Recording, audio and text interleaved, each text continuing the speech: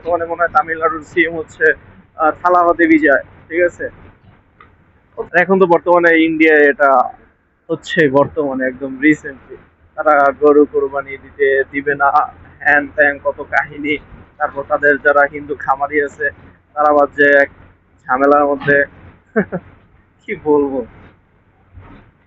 পশ্চিমবঙ্গ আসলে একটা নষ্ট জায়গা,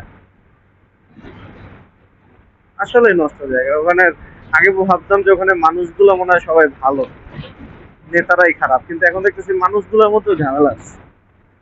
আসলে ভাই ঝামেলা আছে। সংস্কৃতি ভাষা এক হইলেই যে তাদের মন মানসিকতা এক থাকবে এমনটা কিন্তু না। সংস্কৃতি ভাষা এক হইতে পারে, বাট মন মানসিকতা খুবই ডিফারেন্স। বাংলাদেশ এবং পশ্চিমবঙ্গের মানুষের মন মানসিকতা অনেকটা ডিফারেন্স।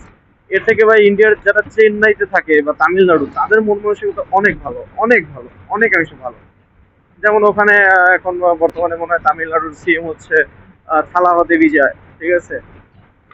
ও তো এরকম কিছু করতেছে না, এরকম কোনো ঝামেলা করতেছে না, কি করতেছে না। ও তো নিজের মতো আছে, সুন্দর মতো দেশের কিভাবে উন্নতি করা যায়, নিজের স্টেটে কিভাবে উন্নতি করা যায় সেটার চেষ্টা করতেছে, সেটা দেখতেছে। আর পশ্চিমবঙ্গ আছে ধর্ম নিয়ে রাজনীতি করে, যত সব।